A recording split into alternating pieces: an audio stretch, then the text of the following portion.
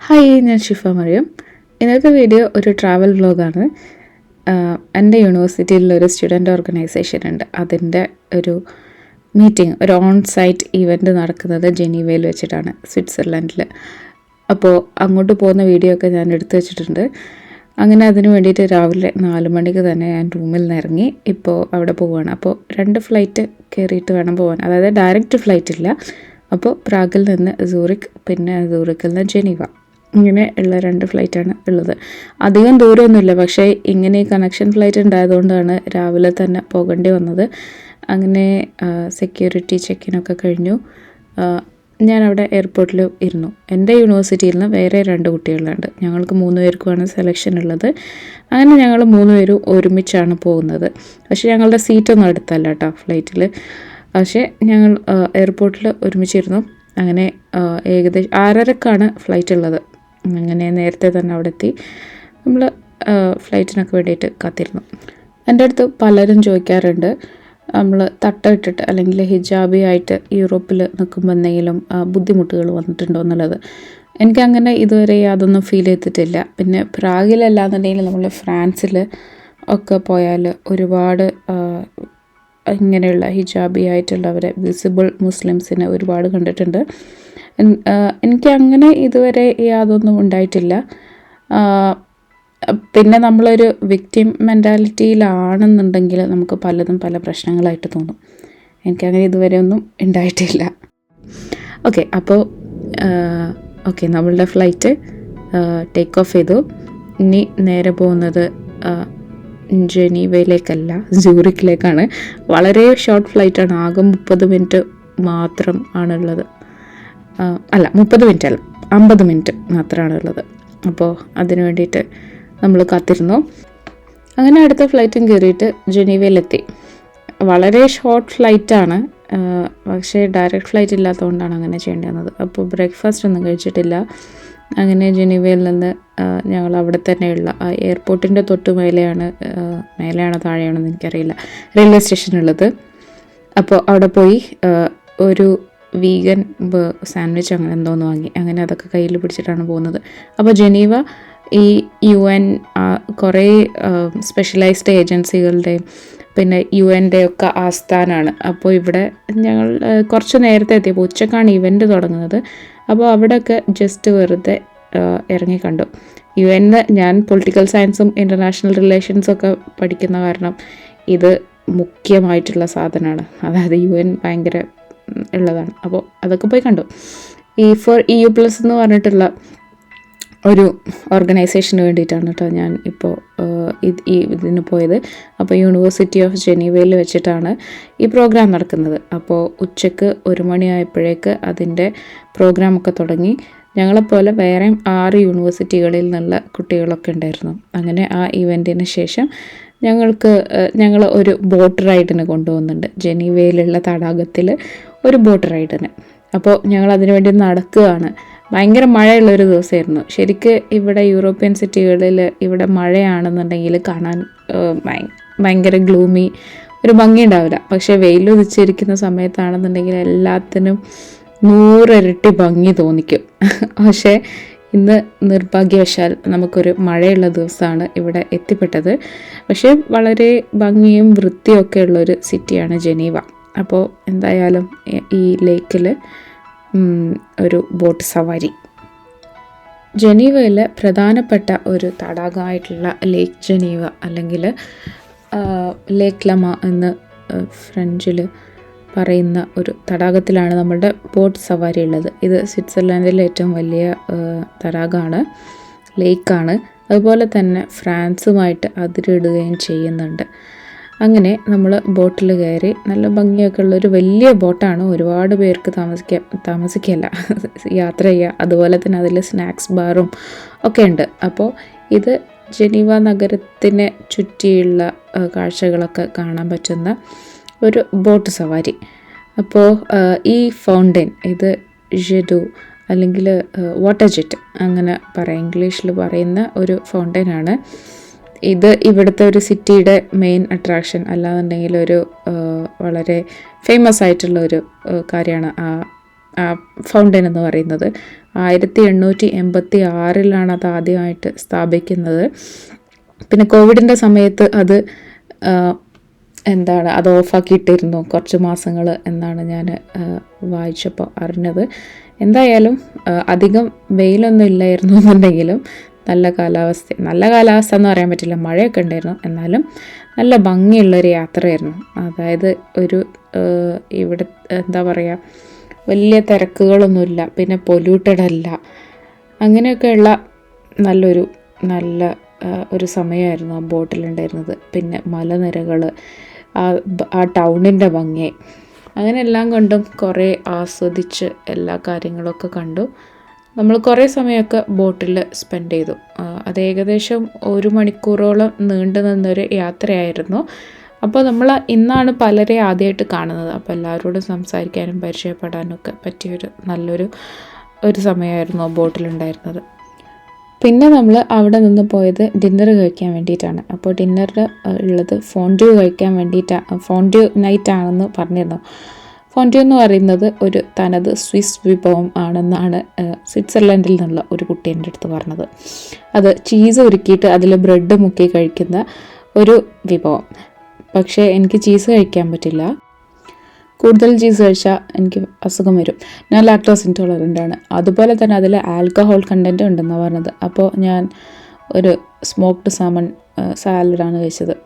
അപ്പോൾ ഇതാണ് ഫോൺഡ്യൂ. അവിടുത്തെ സ്മെല്ല് എനിക്ക് തീരെ ഇഷ്ടപ്പെട്ടില്ല. എനിക്ക് എന്തോ ഫുഡ് കേടുവന്ന സ്മെല്ല് പോലെയാണ് തോന്നിയത്. അപ്പോൾ എൻ്റെ ഫ്രണ്ട് പറഞ്ഞു, അത് നല്ല സ്മെല്ലാണല്ലോ, ചീസിൻ്റെ സ്മെല്ലാണല്ലോ. എന്തോ എനിക്ക് പരിചയമില്ലാത്തത് കൊണ്ടായിരിക്കണം. എന്തായാലും അവിടെ നിന്ന് ഞാൻ പിന്നെ റൂമിലേക്ക് പോയി. എൻ്റെ കൂടെ വേറെയും കുട്ടികളുണ്ട്. അപ്പോൾ ഞങ്ങൾ റൂം എടുത്തിട്ടുള്ളത് ഫ്രാൻസിലാണ്. അതായത് സ്വിറ്റ്സർലൻഡിൽ നിന്ന് ഫ്രാൻസിലേക്ക് ട്രെയിൻ കയറി. അതായത് അതിർത്തിയിലുള്ളൊരു സിറ്റി ആയിട്ടുള്ള അനമൈസ് എന്ന് പറഞ്ഞിട്ടുള്ള ഒരു ഫ്രഞ്ച് സിറ്റിയിലാണ് റൂം എടുത്തിട്ടുള്ളത്. ഇവിടെ ഏകദേശം അരമണിക്കൂറോളം ആയിരുന്നു യാത്ര ഉണ്ടായിരുന്നത് ട്രെയിനിൽ. അങ്ങനെ ഞാൻ എൻ്റെ റൂമിലെത്തി. നാളെ രാവിലെ തന്നെ ശരിക്കും ഭയങ്കര ടയേർഡായിരുന്നു. നമ്മൾ രാവിലെ പ്രാഗിൽ നിന്ന് ഇറങ്ങി, പിന്നെ കുറേ നടന്നു, പിന്നെ ആ ഇവൻറ്റും ഒക്കെ കഴിഞ്ഞ് എത്തിയപ്പോഴേക്ക് വളരെ ടയേർഡായിരുന്നു. അപ്പോൾ ഇതാണ് എൻ്റെ റൂം, വൃത്തിയൊക്കെ ഉള്ളൊരു റൂം. പക്ഷെ ഒരു ദിവസത്തെ റെൻ്റ് എന്ന് പറയുന്നത് നാട്ടിൽ ഏകദേശം 17,000 രൂപയാണ്. ഇത് നമ്മൾക്ക് ഒരു സ്കോളർഷിപ്പ് കിട്ടിയിട്ടുണ്ട് ഇവിടെ ഈ പ്രോഗ്രാം അറ്റൻഡ് ചെയ്യാൻ വേണ്ടിയിട്ട്. അപ്പോൾ നമ്മൾ തന്നെ റൂമൊക്കെ ഫൈൻഡ് ചെയ്യണം. ഞാനങ്ങനെ കൂടുതൽ റിസർച്ച് ചെയ്യാനൊന്നും എനിക്ക് തന്നില്ല. അതായത് അതിനൊന്നുള്ള സമയമില്ലായിരുന്നു, എനിക്ക് എക്സാമൊക്കെ ആയിരുന്നു. അപ്പോൾ പിന്നെ നമ്മളെല്ലാവരും തീരുമാനിച്ചു ജനീവയിൽ വളരെ എക്സ്പെൻസീവാണ്. അപ്പോൾ ഒരു അതിർത്തി ടൗണായിട്ടുള്ള അനമൈസിൽ നിൽക്കാമെന്ന്. അങ്ങനെ അവിടുത്തെ സ്റ്റേക്ക് ശേഷം നമ്മൾ അടുത്ത ദിവസത്തെ ഇവൻറ്റിന് വേണ്ടിയിട്ട് യൂണിവേഴ്സിറ്റി ഓഫ് ജനീവയിലുള്ള വേറൊരു ബിൽഡിങ്ങിലാണ് വന്നത്. ഞങ്ങൾക്ക് ഇവിടെ കുറച്ച് കാര്യങ്ങളൊക്കെ ഉണ്ടായിരുന്നു. അതിന് ശേഷം നമ്മൾ ലഞ്ച് കഴിച്ചു. അപ്പോൾ ഇവിടുത്തെ ഒരു കഫേയിലാണ് കഴിക്കാൻ വേണ്ടിയിട്ട് വന്നത്. വളരെ നല്ല ഭംഗിയും പിന്നെ വൃത്തിയും വളരെ ടേസ്റ്റി ആയിട്ടുള്ള ഫുഡായിരുന്നു അവിടെ ഉണ്ടായിരുന്നത്. വീഗൻ ഓപ്ഷൻ, വെജിറ്റേറിയൻ, പിന്നെ എല്ലാം ഉണ്ടായിരുന്നു. വളരെ ടേസ്റ്റുള്ള ഫുഡായിരുന്നു അവിടെ ഉണ്ടായിരുന്നത്. അങ്ങനെ അതിന് ശേഷവും നമ്മൾക്ക് കുറച്ചുകൂടിയൊക്കെ കാര്യങ്ങളൊക്കെ ഉണ്ടായിരുന്നു. അങ്ങനെ ആ പ്രോഗ്രാമും അറ്റൻഡ് ചെയ്ത ശേഷം നമ്മൾ പിന്നെ ഫ്രീ ആയി. പിന്നെ ഇനി നമുക്ക് ഇഷ്ടമുള്ളതൊക്കെ ചെയ്യാമെന്ന് പറഞ്ഞു. അപ്പോൾ നമ്മൾ ഫ്രണ്ട്സ് എല്ലാവരും കൂടിയിട്ട് പോവുകയാണ്. ഇവിടെ ഒരു പ്രത്യേക കാഴ്ചയുണ്ടെന്ന് പറഞ്ഞു. ജിയോഗ്രഫി മേജർ പഠിക്കുന്ന ഒരു കുട്ടിയുണ്ട് ഞങ്ങളുടെ കൂടെ, ഈറ എന്ന് പറയുന്ന ഒരു ജർമ്മനിയിൽ നിന്നുള്ള കുട്ടിയാണ്. അപ്പോൾ അവൾ പറഞ്ഞു 2 നദികൾ തമ്മിൽ കൂട്ടിമുട്ടുന്ന ഒരു സ്ഥലമുണ്ട്. അപ്പോൾ ആ നദികളുടെ പ്രത്യേകത എന്താണെന്ന് വെച്ചാൽ, ഒരു നദി നീലയും ഒരു നദി വെള്ള കളറുമാണ്. റിവർ ഹോൺ പിന്നെ ആർവ് ഇങ്ങനെ പറഞ്ഞിട്ടുള്ള 2 നദികളാണ് കൂട്ടിമുട്ടുന്നത്. അപ്പോൾ റിവർ ഹോൺ ആണ് ഇപ്പോൾ കാണുന്നത്. ഇത് ഒരു ഗ്ലേഷ്യറിൽ നിന്നും ആൽപ്സ് പർവ്വതനിരകളിൽ നിന്ന് ഒഴുകി വരുന്ന വെള്ളമാണ്. അപ്പോൾ അതിനൊരു ടെർക്കോയിഷ് കളറാണുള്ളത്. അപ്പോൾ എനിക്ക് ഈ കളറ് കാണാൻ ഭയങ്കര ഇഷ്ടമാണ്. ഞാൻ ലക്ഷദ്വീപിൽ പോയപ്പോൾ അവിടെ നിന്ന് കപ്പലിൽ നിന്ന് താഴേക്ക് നോക്കിയപ്പോൾ കണ്ടത് ഈ ഒരു കളറായിരുന്നു. അപ്പോൾ പിന്നെ അതേപോലെ തന്നെ വളരെ ക്ലിയറുള്ള നല്ല അടിത്തട്ടൊക്കെ കാണാൻ പറ്റുന്ന അത്രയും തെളിഞ്ഞ വെള്ളമായിരുന്നു അത്.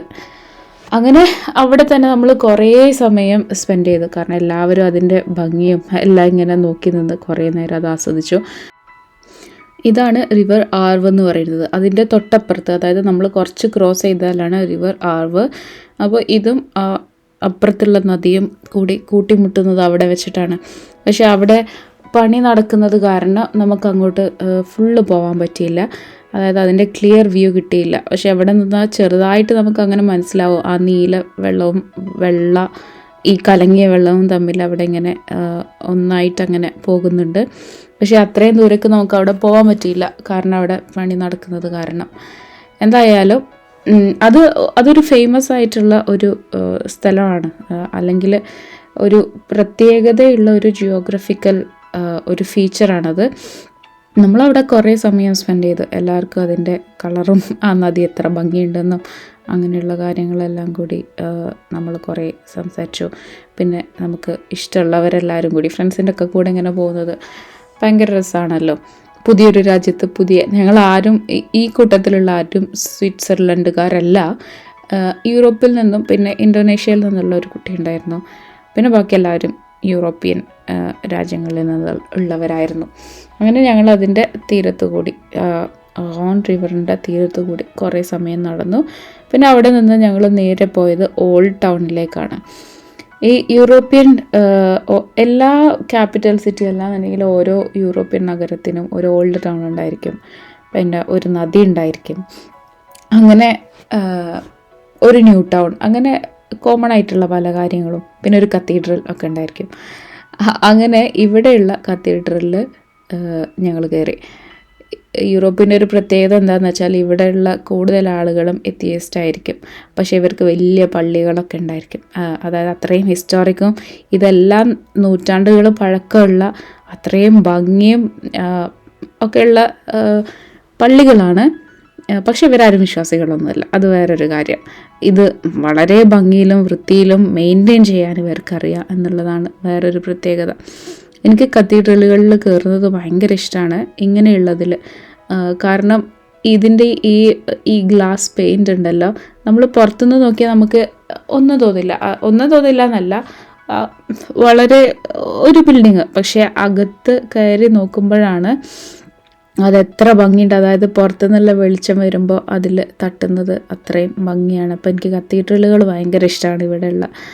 പിന്നെ ഇത് കുടിവെള്ളമാണ് കേട്ടോ, അതായത് പോർട്ടാബിൾ എന്ന് എഴുതിയിട്ടുണ്ട്. ഇതിൽ നിന്ന് നമുക്ക് വേണമെങ്കിൽ വെള്ളം കുടിക്കാം, അതായത് അത്രയും ക്ലീൻ ആയിട്ടുള്ളതാണ്. അങ്ങനെ അവിടെ നിന്ന് ഇറങ്ങി ഇനി എനിക്ക് വൈകുന്നേരമല്ല, രാത്രി ആകുമ്പോഴേ ഒരു ഫ്ലൈറ്റ് ഉണ്ട്. ഒരു ഫ്ലൈറ്റല്ല, 2 എണ്ണം തിരിച്ച് പ്രാഗിലേക്ക് തന്നെ പോകാനുള്ള സമയമായി. അപ്പോൾ ട്രെയിൻ കയറി എയർപോർട്ടിൽ പോയി, എയർപോർട്ടിൽ നിന്ന് പിന്നെ തിരിച്ച് പ്രാഗിലേക്ക് തന്നെ പോകണം. ഇതാണ് നമ്മളുടെ പ്ലാൻ. അങ്ങനെ എൻ്റെ കൂടെ എൻ്റെ യൂണിവേഴ്സിറ്റിയിലുള്ള ബാക്കി 2 പേരും ചേർന്നിട്ട് ഞങ്ങൾ എയർപോർട്ടിലേക്ക് തന്നെ പോയി. എന്തായാലും വളരെ ഭംഗിയുള്ള കാഴ്ചകളായിരുന്നു. അധികം ഒന്നും അങ്ങനെ ഭയങ്കരമായിട്ടുള്ള സമയമൊന്നും കിട്ടിയിട്ടില്ല കുറേ സ്ഥലങ്ങളിലും ടൂറിസ്റ്റ് സ്ഥലങ്ങളിലൊന്നും പോകാൻ വേണ്ടിയിട്ട്. പക്ഷേ ഉള്ള സമയം നന്നായിട്ട് ആസ്വദിച്ചു. ഇനി നല്ലൊരു സണ്ണി ഡേയിൽ, നല്ല സൂര്യനൊക്കെ തിളങ്ങി നിൽക്കുന്ന നല്ലൊരു ദിവസത്തിൽ ഇനിയും ജനീവ കാണണമെന്ന് ആഗ്രഹമുണ്ട്.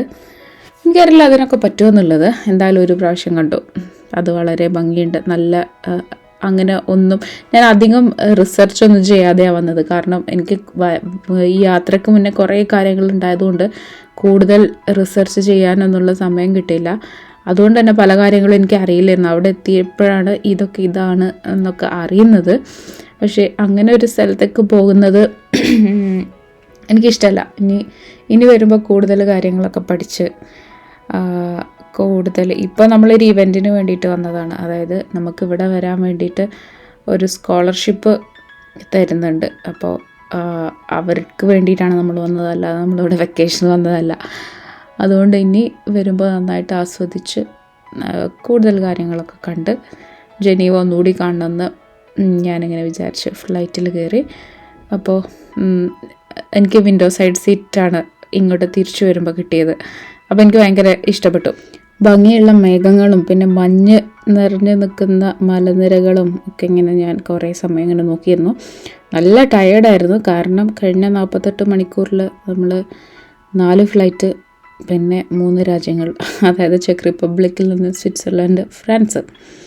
അപ്പോൾ അങ്ങനെയൊക്കെയുള്ളൊരു വലിയ യാത്രയാണ് കഴിഞ്ഞത്, വളരെ കുറഞ്ഞ സമയത്തിൻ്റെ ഉള്ളിൽ. അങ്ങനെ ഞാൻ എന്തായാലും പ്രാഗിൽ തന്നെ തിരിച്ചെത്തി. അപ്പോൾ ഇത്രയേ ഉള്ളൂ ഇന്നത്തെ വീഡിയോ ഇഷ്ടപ്പെട്ടെങ്കിൽ പ്ലീസ് ലൈക്ക് ആൻഡ് ഷെയർ. ഇനി അടുത്ത വീഡിയോയിൽ കാണാം. ബൈ.